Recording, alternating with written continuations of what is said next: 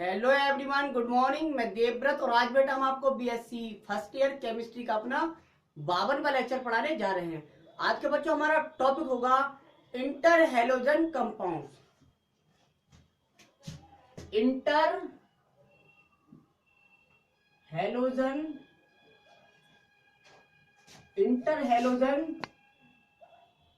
Compounds. Inter halogen compound Hindi में कहते हैं बेटा इन्हें अंतरा हेलोजन यौगिक। अंतरा हेलोजन यौगिक कहते हैं बेटा। इंटर हेलोजन कंपाउंड मतलब अंतरा हेलोजन यौगिक। अब देखते हैं इंटर हेलोजन कंपाउंड्स क्या होते हैं। तो बेटा जो हेलोजन है, हेलोजन एटम्स जो हैं या जो हेलोजन्स हैं उनकी इलेक्ट्रोनेगेटिविटी में काफी अंतर है।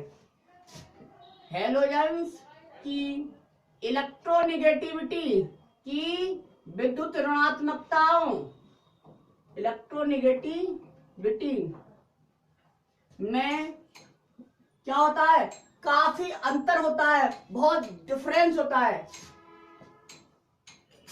काफी अंतर होता है।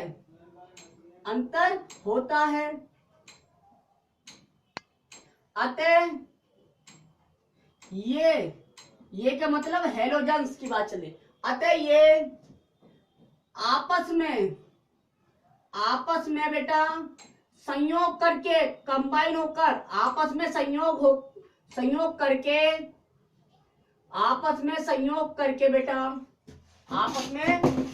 करके बाइनरी का मतलब होता है बेटा द्वि। बाइनरी का मतलब द्वि। बाइनरी कंपाउंड्स बनाते हैं।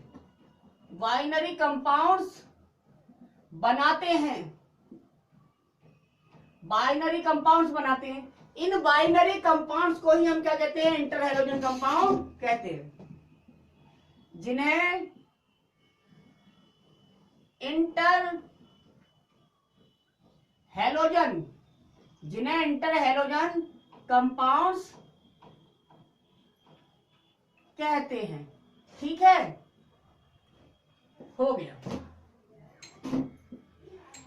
हेलोजन एटम्स की इलेक्ट्रोनेगेटिविटी में क्या होता है बेटा, काफी अंतर होता है। आपने देखा था, यह है फ्लोरीन, ब्रोमीन, आयोडीन। 4.0, 3.0, 2.5, 2.1 etc। ये इनकी इलेक्ट्रोनेगेटिविटी में अंतर है। यहाँ पे 4, यहाँ पे 3, यहाँ पे 2.5, यहाँ पे 2.1, तो काफी अंतर है। इसलिए ये आपस में संयोग करके Cl+F2 2ClF बना देगा। तो ये कंपाउंड क्या कहलाएगा, बाइनरी। बाइनरी का मतलब दो ही इसमें एलिमेंट इन्वॉल्व होंगे, दो ही हेलोजन एटम इन्वॉल्व होते हैं, इसलिए बाइनरी कहते हैं इन्हें। दो एलिमेंट, इसलिए बाइनरी कहते हैं। तो बाइनरी कंपाउंड बना रहे हैं। ClF3 भी बना सकता है, तो लेकिन यहां पर भी एक क्लोरीन एलिमेंट, दूसरा फ्लोरीन है, तो बाइनरी है ये। फ्लोरीन के 3 एटम है, ये बात अलग है, लेकिन एलिमेंट दो ही है, इसलिए इन्हें बाइनरी शब्द यूज किया है हमने। ठीक, तो डेफिनेशन है, हेलोजन्स की इलेक्ट्रोनेगेटिविटी में काफी अंतर होता है, अतः ये आपस में संयोग करके बाइनरी कंपाउंड बनाते हैं, जिन्हें इंटर हेलोजन कंपाउंड कहते हैं। नोट कर लीजिए। अब देखते हैं बेटा, क्या इंटर हेलोजन कंपाउंड्स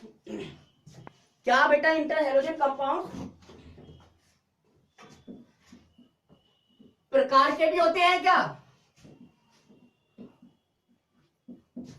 जी हाँ, बिल्कुल।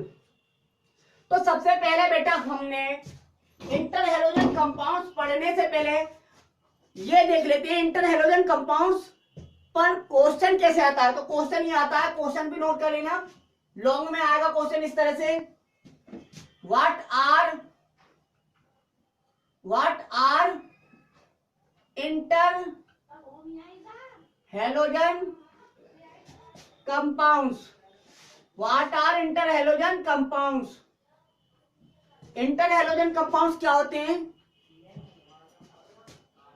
why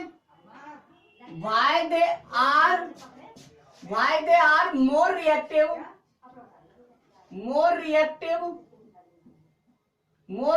than halogens,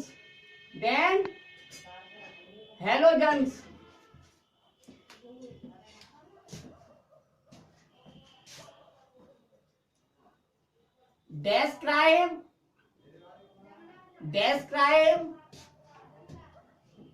the preparation, properties and structure of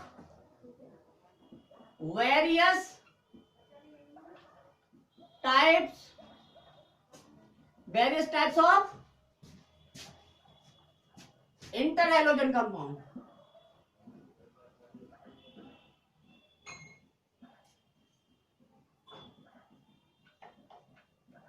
full stop.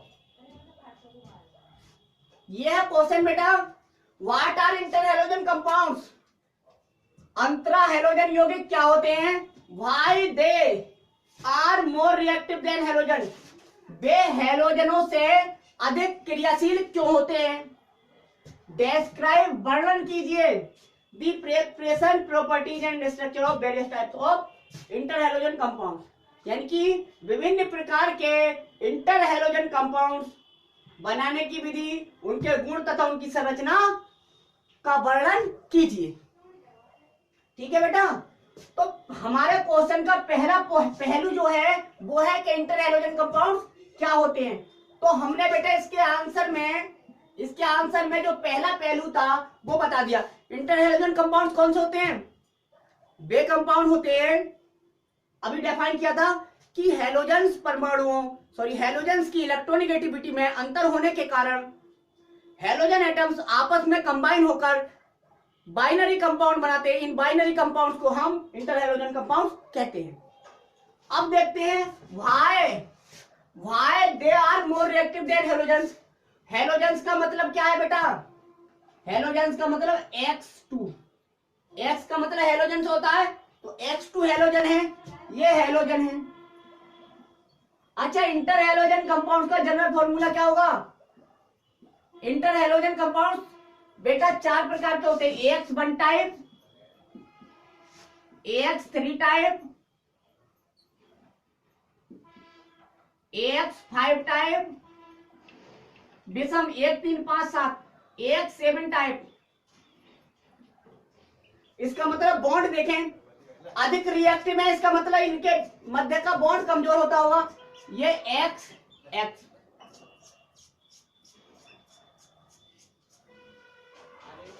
यहां पे ये AX,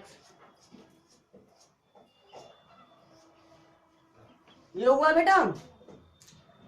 अब देखिए आप कंपेयर करो, तुलना कीजिए बेटा।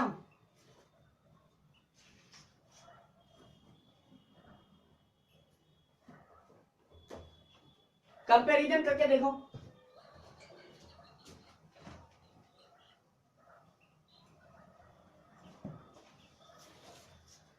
कंपैरिजन करके देखिए जरा।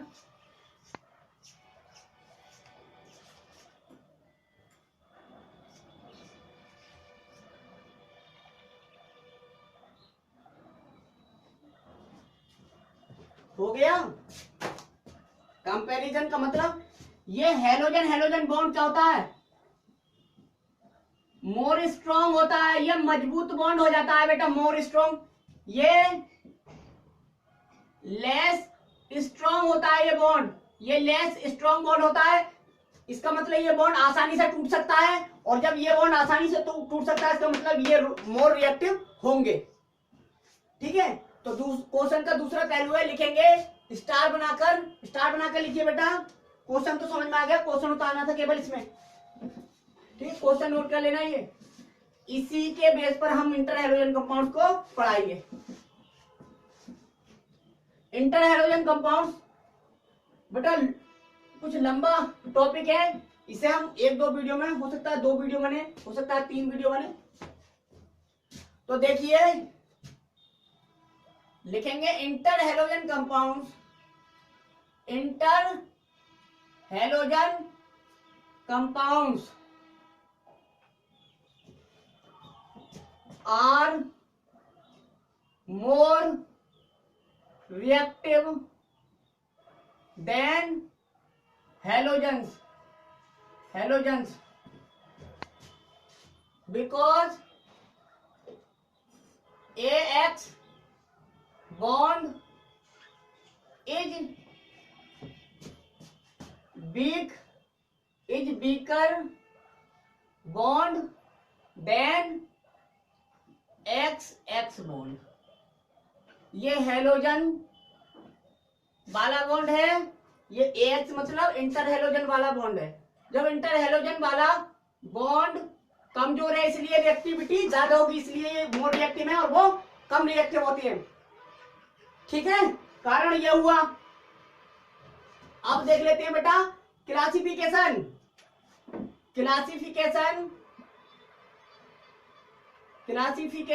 Of inter halogen compounds. Inter halogen compounds का क्लासिफिकेशन देखेंगे तो क्लासिफिकेशन में देखें इंटर हैलोजन कंपाउंड 4 प्रकार के होते हैं। Number 1 AX type, number 2 AX3 type, number 3 AX5 type, number 4 है AX7 टाइप, ठीक। AX1 टाइप का मतलब इसके एग्जांपल देखें, CLF, BRF, IF,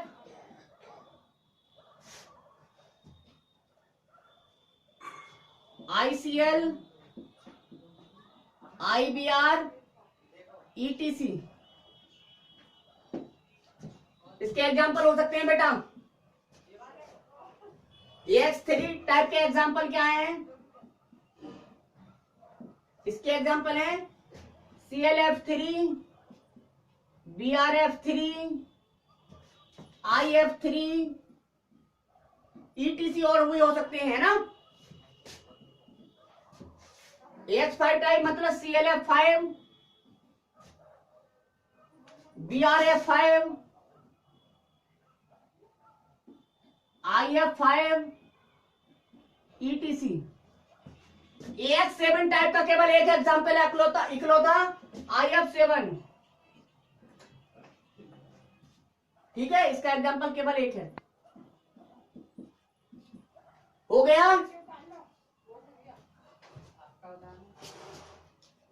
अब ये है कि इसमें जो AX फॉर्मुलाइज किया गया है, हमने इन्हें फॉर्मुलाइज किया है, AX1 type, AX5 type, AX3 type, AX7 type. तो क्यों इनमें A क्या होगा? तो लिखो A क्या होगा? A लार्ज, बड़ा, A लार्ज हैलोजन एटम होगा। A जो होगा वो लार्ज हैलोजन एटम होगा, और B जो होगा बेटा, B कह रहा हूं, X जो होगा वो स्मॉल हैलोजन एटम होगा। होंगे तो दोनों ही हैलोजन एटम, लेकिन A का मतलब है A, इसलिए अलग अलग डिनोट किया है। A कौन सा होगा? A होगा बड़ा हैलोजन परमाणु, और X क्या होगा? छोटा। इसमें देखिए आप Cl बड़ा है, F छोटा। Cl का परमाणु क्रमांक 17 है, इसका 9 है, तो इसलिए ये बड़ा है। यहाँ Br पहले लिया है, इसका मतलब इसका 35, इसका 9। यहाँ I पहले लिया है, I बड़ा है, यहाँ I पहले, यहाँ Cl, IBr। तो यहाँ पे A का मतलब हुआ लार्ज हैलोजन एटम हो, और लार्ज हैलोजन एटम ही क्या होता है? लार्ज हैलोजन एटम ही सेंट्रल एटम होता है। यही क्या होता है? यही सेंट्रल एटम होता है, बड़ा ही तो संभाल सकता है बेटा। ठीक है, समझ आया? नोट कर लो।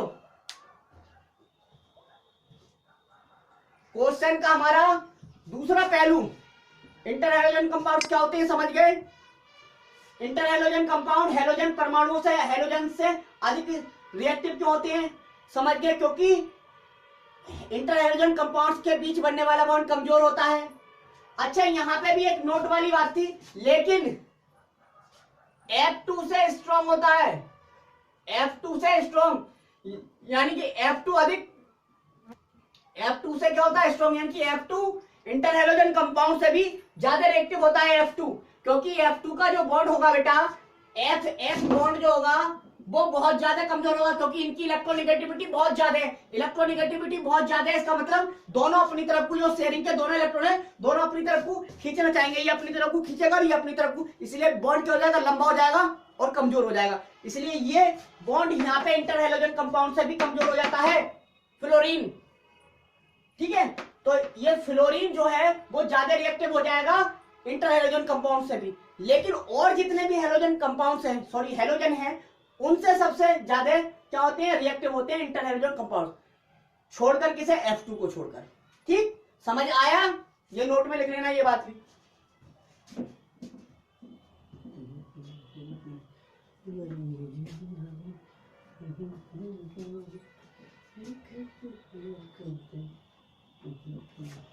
हो गया बेटा?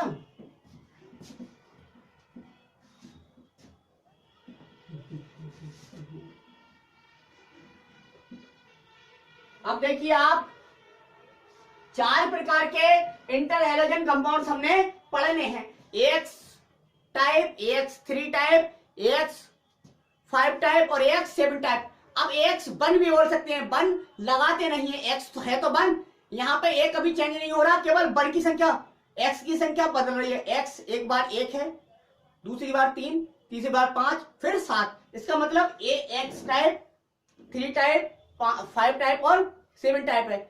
X की संख्या ऑड है, 1 3 4, 1 3 5 7, 1 3 5 7। ठीक है, तो यहां पर डाल देते हैं पहला AX टाइप या AX1 टाइप, लिखना चाहो तो लिख सकते हैं भैया, याद रखें। AX1 टाइप, इसके एग्जाम्पल कौन कौन से बेटा, ClF, BrF, IF, ICl, ठीक है, ये ETC। अब किसी भी एक को हम उठा ले बेटा, किसी भी, क्योंकि इसमें बहुत सारे एग्जाम्पल है, सभी को नहीं पढ़ सकते ना, किसी एक को भी देखेंगे तो स्ट्रक्चर सबका सेम होगा, जनरली प्रिपरेशन मेथड भी सेम होगा, तो क्यों ना एक की स्टडी कर ली जाए। तो एक उठा लेंगे बेटा हम यहां से ClF, क्या उठा लिया हमने, ClF, नाम क्या होगा, क्लोरीन,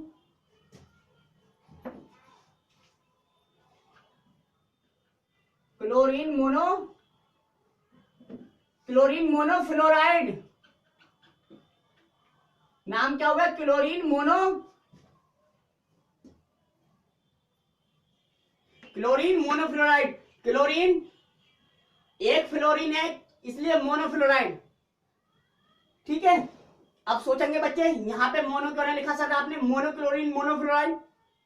बेटा सेंट्रल एटम यही है, संख्या जो वेरिएबल है वो X की है, यानी कि इस वाले की संख्या परिवर्तित होगी, इसकी कभी नहीं, ये तो बन ही रहेगा। तो बन जब सब में बन ही आ रहा है तो बन लिखना जरूरी नहीं है ना, तो इसलिए क्लोरीन से स्टार्ट करेंगे, क्लोरीन मोनोफ्लोराइड।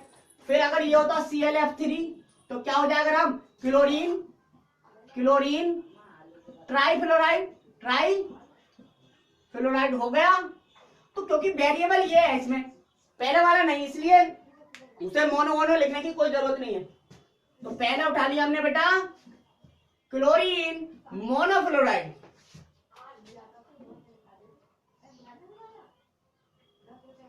क्लोरीन मोनोफ्लोराइड,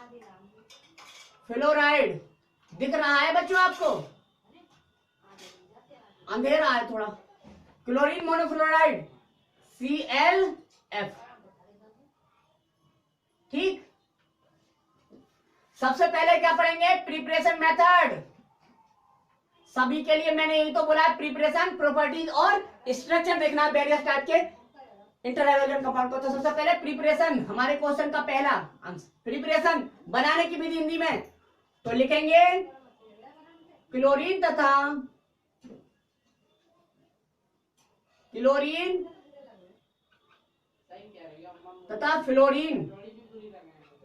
क्लोरीन तथा फ्लोरीन के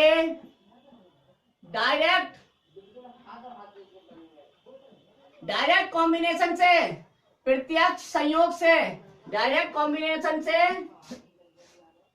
क्लोरीन मोनोफ्लोराइड बनता है। क्लोरीन मोनोफ्लोराइड बनता है बेटा। एग्जांपल देखें, ये है Cl2, ये है F2, 250 degree centigrade copper tube में प्रवाहित करेंगे हम तो बन जाएगा हमारा 250 डिग्री सेंटीग्रेड है बेटा। ClF बन जाएगा, ClF बैलेंस करने के लिए 2 मॉलिक्यूल बनेंगे ClF के, बन गया क्लोरीन मोनोफ्लोराइड। दूसरा मेथड क्या है, दूसरा मेथड बेटा, दूसरे मेथड से भी बन सकता है।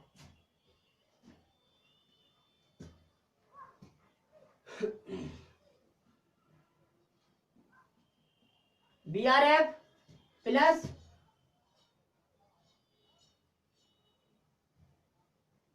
Cl2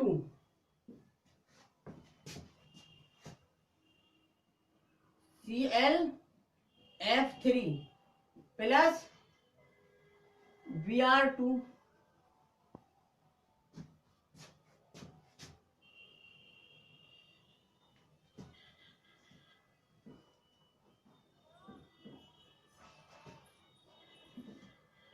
ClF3 3BRF, नहीं यहां पे देखो 2 2 3 6 हो गई बैलेंस। ये बन गया ClF3 नहीं बना था, ClF बनाना था, सॉरी। ये देखिए BRF प्लस Cl2 क्या बनाना था हमारा, ClF बनाना था प्लस Br2।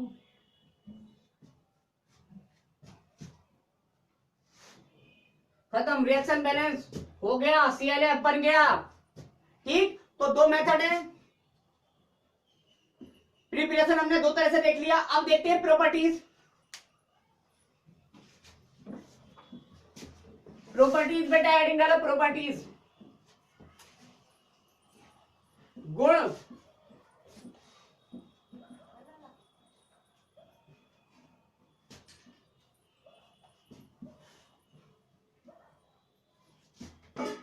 पहला गुण ClF क्या होता है, गैस होती है बेटा, गैस। दूसरा इसकी सुगंध होती है बेटा, ठीक है।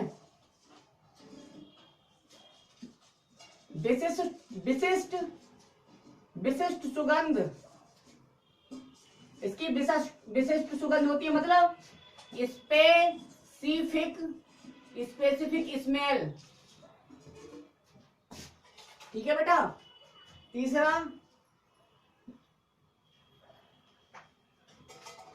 हाई टेम्परेचर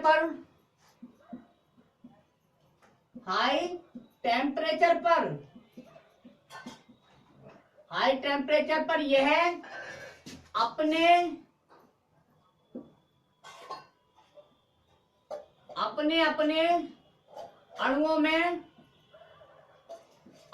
अणुओं में मॉलिक्यूल्स में डिसोसिएट हो जाती है, वियोजित हो जाती है, डिसोसिएट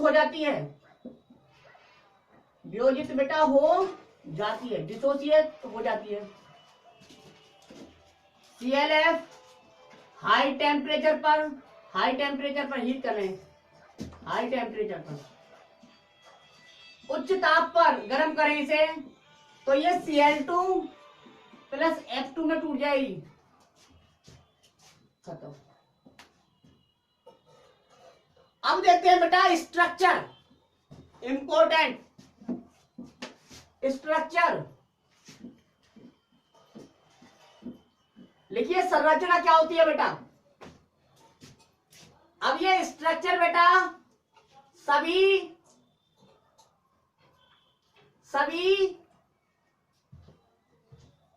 एक्स टाइप के, सभी बेटा एक्स टाइप के इंटर हैलोजन कंपाउंड्स का है।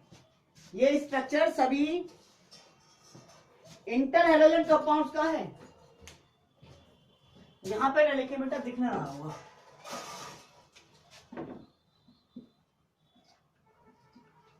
स्ट्रक्चर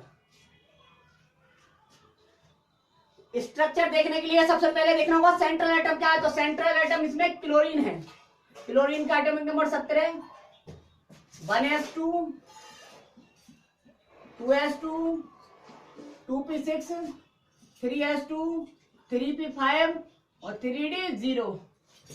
यही तो है। 2 2 4 6 10 दोबारा 5 17 डी ऑर्बिटल भी होगा। सोचेंगे डी क्यों लिख दिया? ठीक है, लिख दिया क्योंकि बैकेंड है, इलेक्ट्रॉन थोड़ी ना दिखाया आपने। ठीक है, तो ये हम रिमूव कर दे। अब ये रिमूव कर दिया। लास्ट वाला देखना है ना हमें, तो लास्ट वाला लिख देता हूं मैं केवल 3s2, 3p5 और ये 3d0। ClF ये है। ClF का मतलब एक क्लोरीन और एक फ्लोरीन। एक क्लोरीन भी एक एटम एक इलेक्ट्रॉन से शेयर करती है और एक फ्लोरीन भी। इसका मतलब अनपेयर्ड इलेक्ट्रॉन हमें यहाँ पे एक चाहिए। देखिए आप 3s2 ये बना दिया 3p,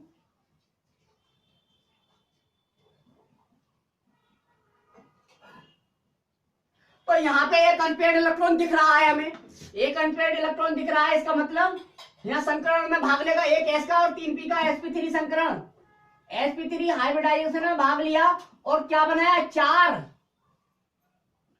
चार sp3 संकर के अच्छे बनाए, हाइब्रिड ऑर्बिटल बनाए बेटा 4। कितने? 4। 1 2 3 4। यहां पर 2 इलेक्ट्रॉन, यहां पर 2 इलेक्ट्रॉन, यहां पर 2 इलेक्ट्रॉन, यहां पर 1 इलेक्ट्रॉन। ठीक, देखिए आप।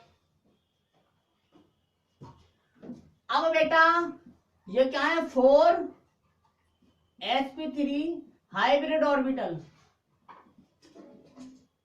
हमें यहां पे एक्साइटेशन की जरूरत नहीं पड़ी। तो ClF कैसे बनेगा? ClF ऐसे बन जाएगा। इस वाले में एक इलेक्ट्रॉन आ गया फ्लोरीन का, ClF। ठीक, यहां पे बेटा 3 क्या है? 3 ऐसे इलेक्ट्रॉन के पेयर हैं जो बॉन्ड फॉर्मेशन में भाग नहीं ले रहे हैं, और जो बॉन्ड फॉर्मेशन में भाग नहीं लेते वो तब कहलाते हैं लोन पेयर। लोन पेयर्स कितने? 3 लोन पेयर्स हैं और एक ही ऐसा है जो बॉन्ड फॉर्मेशन में भाग ले रहा है। ये क्या कहलाएगा? Bond pair.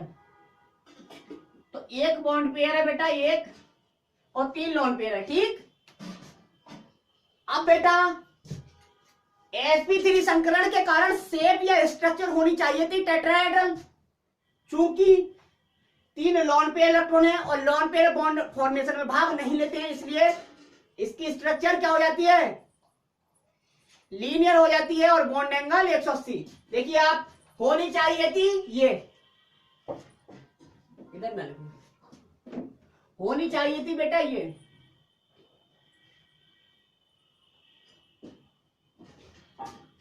होनी तो चाहिए थी ये।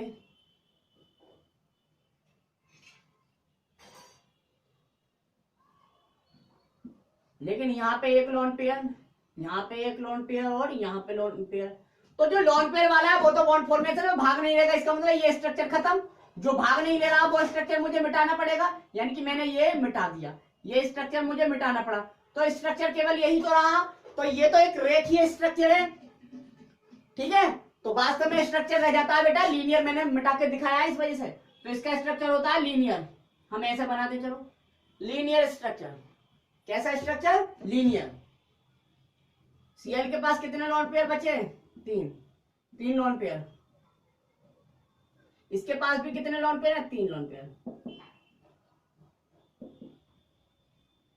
ये स्ट्रक्चर है ClF का। ये कैसा स्ट्रक्चर है? लीनियर।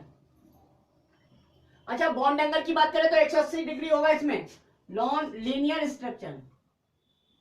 तो जितने भी एक्स टाइप के हमारे इंटर हाइड्रोजन कंपाउंड्स होंगे उन सभी का स्ट्रक्चर बेटा लीनियर ही होगा। इससे हमने ये सीख लिया। ठीक है, तो आज के लिए बस इतना ही। Thank you very much.